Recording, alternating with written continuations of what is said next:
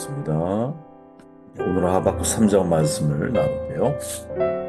17절 말씀입니다. 비록 무화과 나무가 무성하지 못하며 포도나무에 열매가 없으며 감람나무에 소출이 없으며 밭에 먹을 것이 없으며 우리의 양이 없으며 외양간에 소가 없을지라도 나는 여호와로 말미암아 즐거워하며 나의 구원의 하나님으로 말미암아 기뻐하리로다. 주 여호와는 나의 힘이시라. 나의 발을 사슴과 같게 하사 나를 나의 높은 곳으로 다니게 하시리로다. 이 노래는 지휘하는 사람을 위하여 내 수금에 맞춘 것이니라.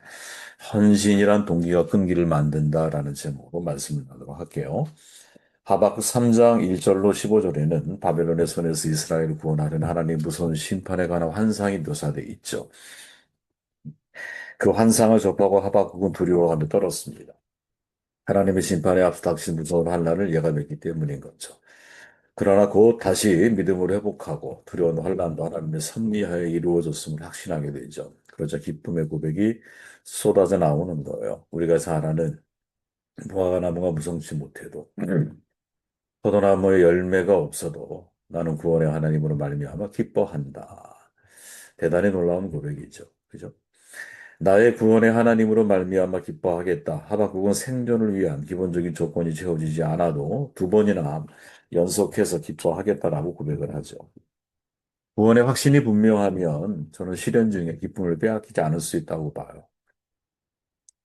하나님이 나를 구원하셨고 구원하실 거라고 하는 이 하나님의 붙드심에 대한 확신이 있는 사람은 어떠한 시련과 고난이 와도 순간적으로 힘들고 괴로울 수 있겠죠. 마치 욥처럼 그 시간 자체가 고통의 시간일 수 있습니다. 하지만 그것으로 인하여 하나님의 구원에 대한 확신을 잃어버리지는 않기 때문에 바닥을 드러내지는 않는다라는 거죠. 저는 이게 되게 중요한 신앙의 어떤 저력이라고 보거든요. 시련과 고난이 오히려 믿음과 인격을 성숙시키는 계기가 되고 그것이 오히려 최종 승리를 향해 나아가는 중요한 통로가 될 수 있다라는 거죠. 두 가지 생존 실험을 했잖아요. 첫째 실험을 쥐욕주에 넣고 얼마나 생존하는가. 그걸 이렇게 유심히 잔인하죠, 사람들이.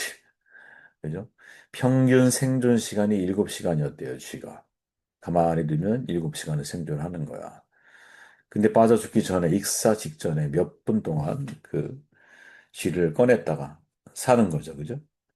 놨다, 꺼냈다 놨다, 이런 일을 반복한 거야. 그랬더니 생존 시간이 20시간으로 늘었다라는 거죠.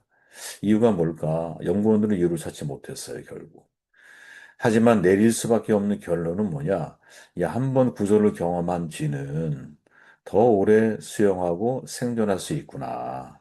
그 차이가 뭘까? 희망이라는 거죠. 한 번 구원을 경험해 본 사람에게는 사실 구원에 대한 희망이 생존력을 높인다라는 거죠.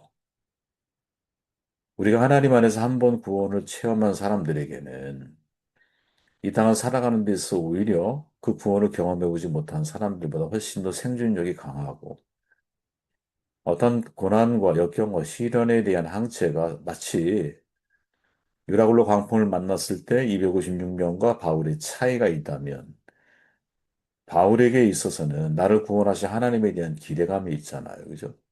이게 생존율을 높이는 거죠. 목적이 분명한 거야. 하박국의 믿음, 에무나 끈기가 있죠. 결국 하나님의 구원하심에 대한 믿음을 지키죠. 그죠? 승리하는 믿음의 내부에는 끈기가 있다라는 거예요.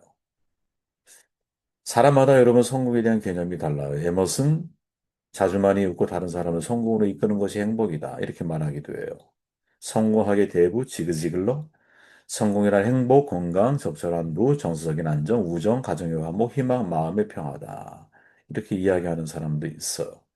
통상적으로 사람들이 이러한 성공에 이르기 위한 조건이 필요하다고 말하는데 일반적으로 말하는 것은 뛰어난 지능이 있어야 된다. 우호적인 환경이 돼야 된다. 높은 지능이 필요하다. 이렇게 말을 해요. 그런데 미국의 심리학자 엔젤라 더크워스라고 하는 박사가 있는데 이분이 그릿이라고 하는 책을 썼다고 제가 말씀을 드렸죠. 이 그릿은 뭐의 약자냐? 성장, 회복력, 내재적 동기, 끈기라고 하는 네 단어의 앞살을 줄인 거예요. 그러니까 성공으로 이끄는 것은 뭐냐? 성장에 대한 욕구가 있어야 되고, 역경을 극복한 리실리언스, 회복력이 있어야 되고, 무엇보다 내적인 동기가 분명해야 되고, 그리고 마지막 끈기가 필요하다. 이 말이죠. 웨스트 포인트 사관학교 다 들어가 보셨죠? 우리 애들도 데리고 왔었는데, 저도 몇 차례 갔다 왔어요. 웨스트 포인트 사관학교.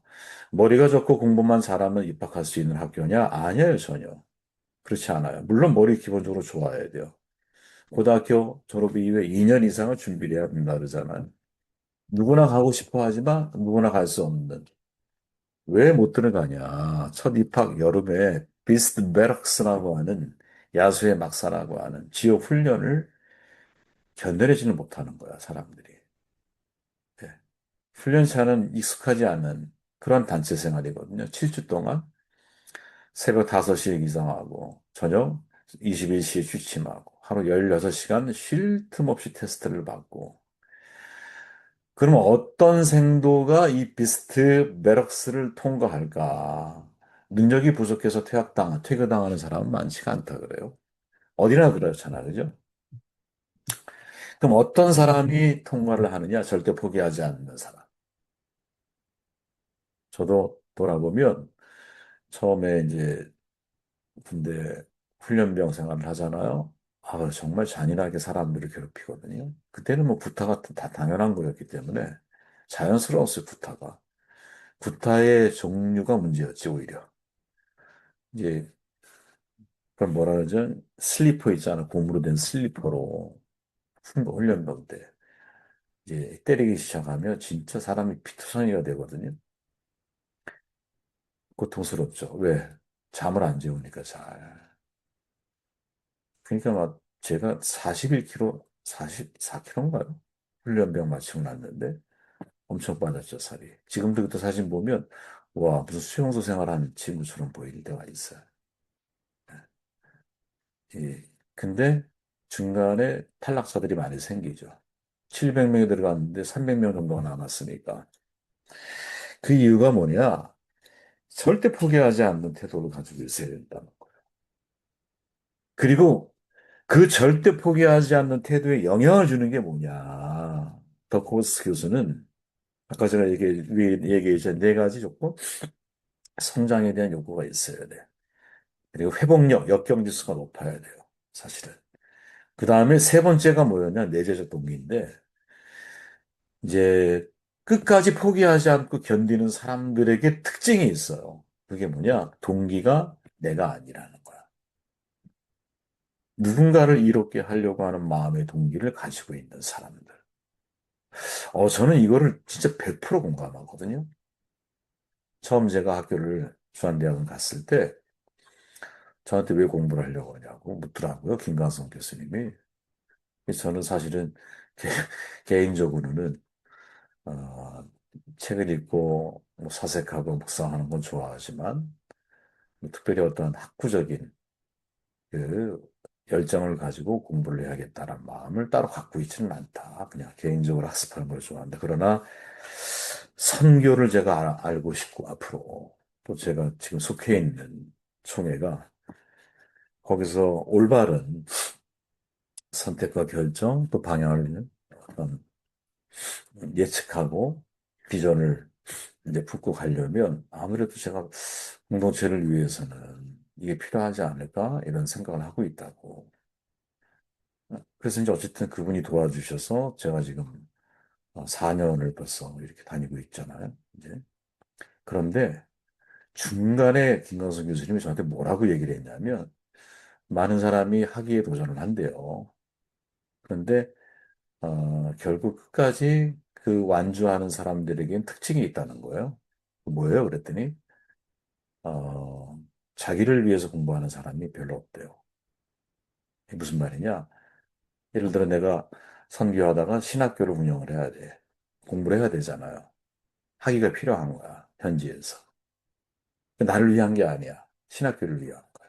이런 목적을 가지고 있는, 즉, 공익에 대한, 공유 가치에 대한 헌신을 위해서 그 일을 하려고 하는 사람. 달리 표현해 보면 누군가를 이롭게 하려고 하는 마음의 동기를 가지고 그 일을 하는 사람이 포기하지 않는 태도를 견지할 수 있는 힘이 있다. 여러분, 우리가 왜 부모들이 견디는 힘이 있을까요? 회사 가면 짜증나잖아요. 그죠? 스트레스 받잖아요. 내 문제만이 아니기 때문인 거거든요. 우리 가족의 문제이기 때문에 그렇잖아요.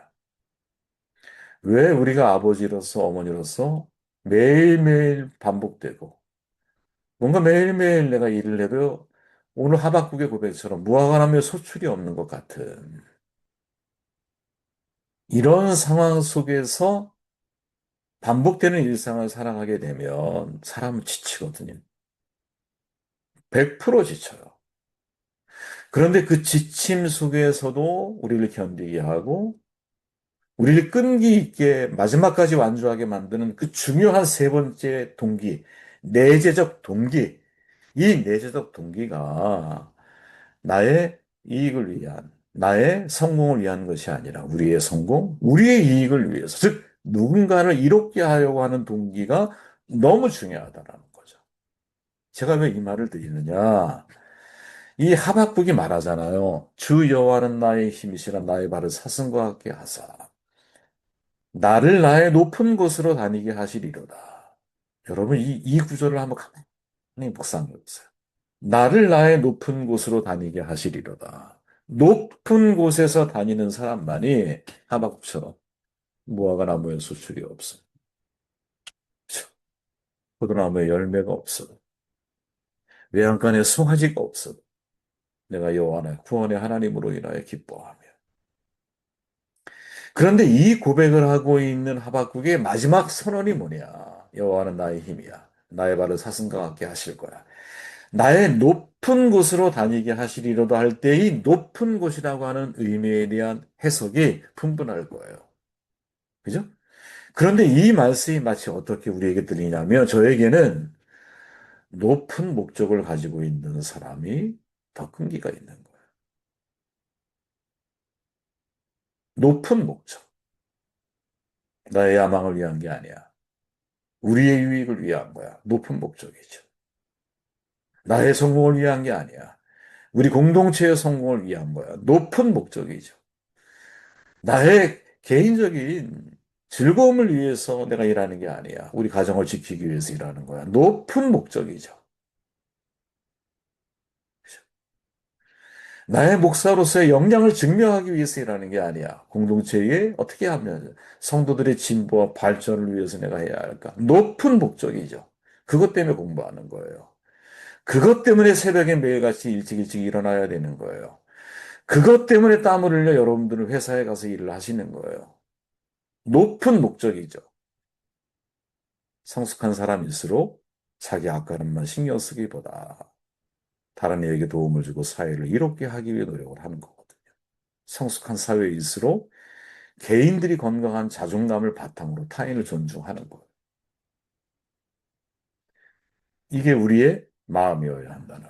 즉, 내재적 동기 속에 헌신이라고 하는 단어가 있느냐. 헌신. 거룩한 마음을 품고 나의 몸을 드리는 거잖아. 헌신. 우리에게 이런 마음이 있느냐. 내가 무엇에 기여를 하는 인생을 살아야겠구나. 이런 마음이 있느냐. 여러 목사님들을 제가 보잖아요. 그러면 똑같은 제가 볼 때 그냥 어, 권리는 의무가 따르는데 의무를 다하지 않고 권리만을 주장하는 분들이 계세요. 그런데 어떤 분은 전혀 그분은 권리를 받지를 못하는데도 불구하고 의무를 다하려고 하는 분이 계세요. 실제로. 그럼 진짜 감동받아요. 생활이 다 그만 하실 거 아니야. 목회자들이, 선교사님들이. 그런데 의무를 먼저 생각하는 분들이 계세요. 정반대로 어떤 분은 권리를 먼저 생각하는 분들이 계셔. 그게 보인다니까요. 어느 순간. 그때, 사람이 이렇게 다른 거구나. 이렇게 다른 거구나. 공동체를 위해서 정말 필요한 리더는 누구냐? 의무를 먼저 생각할 줄 알아야 되죠. 의무를 다한 이후에 권리를 누리지 못한다 할지라도 나는 나의 의무를 다하려고 하는 사람들이 그런 사람들이 높은 곳을 다니고 있는 사람들이 아니겠느냐. 하박국 3장으로 되어 있죠. 마지막은 너무나 아름답습니다. 하박국 스스로 견딜 수 없는 상황에 직면해 있음에도 불구하고 마지막은 구원의 하나님을 선포하죠. 마지막은 다시 끈기 있게 믿음의 자리를 일기를 해 나아가요. 나를 나의 높은 곳으로 다니게 하시리로다 라고 하는 이 구절이 우리에게 많이 적용해 본다면, 내가 나라고 하는 개인의 성공과 개인의 야망을 넘어서서 공유가치라고 하는 누군가를 이롭게 하려고 하는 그러나 헌신의 마음을 가지고 나에게 직면해 있는 모든 상황들을 다시 바라볼 때 그때 포기하지 않는 끈기가 우리 안에 생기는 거다. 그때 포기하지 않는 거예요. 네. 부모는 자식이 있으면 포기하지 않아요. 부모는 내가 돌봐야 되고 지켜야 할 자식이 있으면 절대 포기하지 않아요.